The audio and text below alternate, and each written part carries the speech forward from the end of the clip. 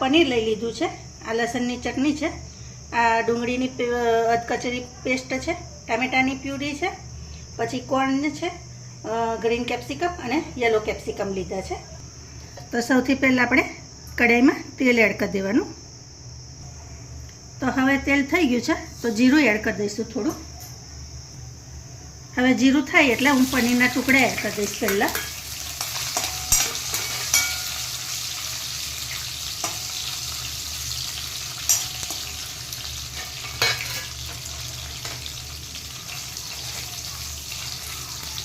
એને થોડાક લાલ થાય ત્યાં સુધી આપણે એને શેકાવા દઈશું.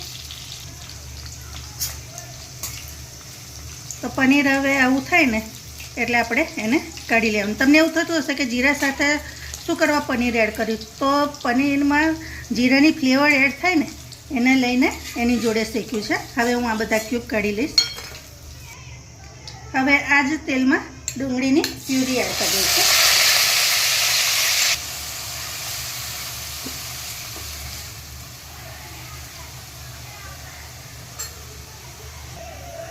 આમાં થોડી ખાંડ એડ કરી દઈશું તો ડુંગળી જલ્દી શેકાઈ જશે અને તેલ છૂટું પડી જશે.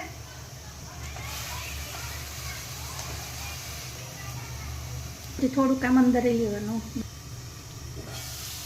હવે જુઓ ફ્રેન્ડ્સ, ડુંગળી થઈ ગઈ છે, ગ્રેવી થઈ ગઈ છે આપણી. તો હવે આમાં આપણે ટામેટાની પ્યુરી પણ એડ કરી દેવાની. આવી બરાબર થાય ને પછી રેડવાનું.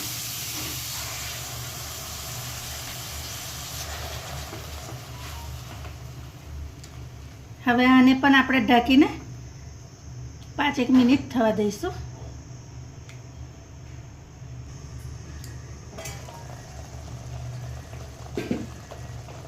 હવે ટામેટાની પ્યુરી જલ્દી થઈ જાય ને એની માટે આપણે થોડુંક મીઠું એડ કરી દેવાનું.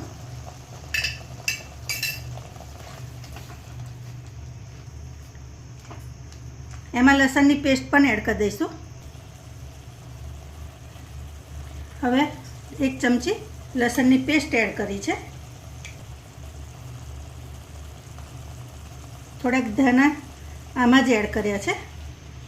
તમે આવી રીતે એકવાર ટ્રાય કરજો. મસાલામાં ધાણા એડ કરવાથી એની ફ્લેવર ખૂબ સરસ લાગે છે. હવે આને આપણે થવા દઈશું.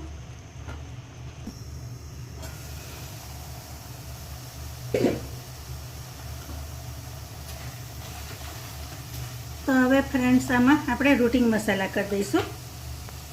તો આ કસૂરી મેથી છે, એનો કલર તમે જુઓ. આ મેં ઘરે બનાવી હતી અને એની રેસીપી ઓલરેડી મેં મૂકેલી જ છે વિડીયો. તમે મારી ચેનલ પર જઈને જોઈ શકો છો. તો એ થોડીક એડ કરી દઈશું. મરચું એડ કરી દેવાનું. 1 ચમચી તીખું મરચું એડ કરવાનું.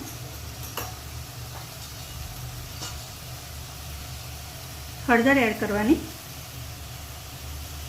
ગરમ મસાલો છે 1 ચમચી અને ધાણા જીરું છે.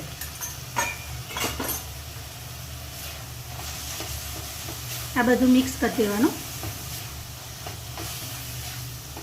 આવી ગ્રેવી થાય, ગ્રેવી આવી થાય એટલે આપણે એમાં ગરમ પાણી થોડુંક એડ કરવાનું. આશરે અડધા કપથી પણ ઓછું છે. અત્યારે આટલું એડ કરીશું.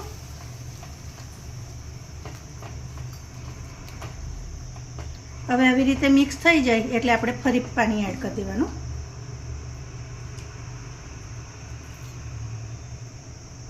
એક કપ જેટલું પાણી એડ કર્યું છે અંદર. હવે આ કેપ્સિકમ હતા એ એડ કરી દઈશું. કેપ્સિકમ મેં શેક્યા નથી અને આ કોર્ન છે જે ફ્રોઝન છે. તમારી પાસે તાજી હોય કોર્ન તો એને લઈ અને તમે પાણીમાં બાફીને એડ કરી શકો છો.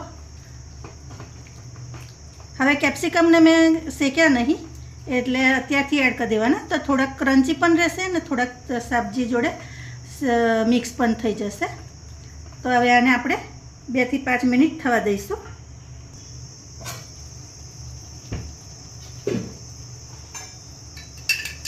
તો હવે આમાં 1 ચમચી મીઠું એડ કરી દઈશું.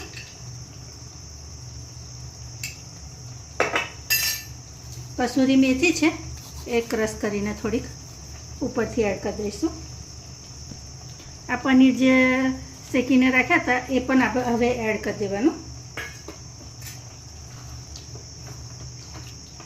અત્યારે તમે માનો નહીં ફ્રેન્ડ્સ, બહુ જ સરસ શાકની ફ્લેવરની સુગંધ આવે છે.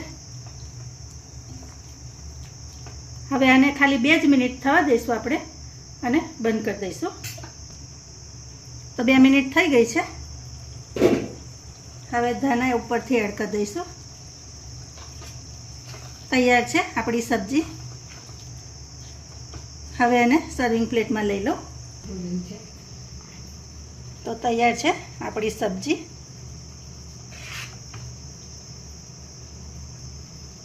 જો છે ને એકદમ મસ્ત, ખાવામાં પણ ખૂબ સરસ લાગે. તમે એકવાર આ રેસીપી ચોક્કસથી ટ્રાય કરજો અને તમને કેવી લાગી એ પણ ખાસ કહેજો.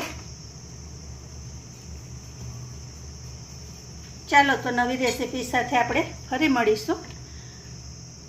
Thank you.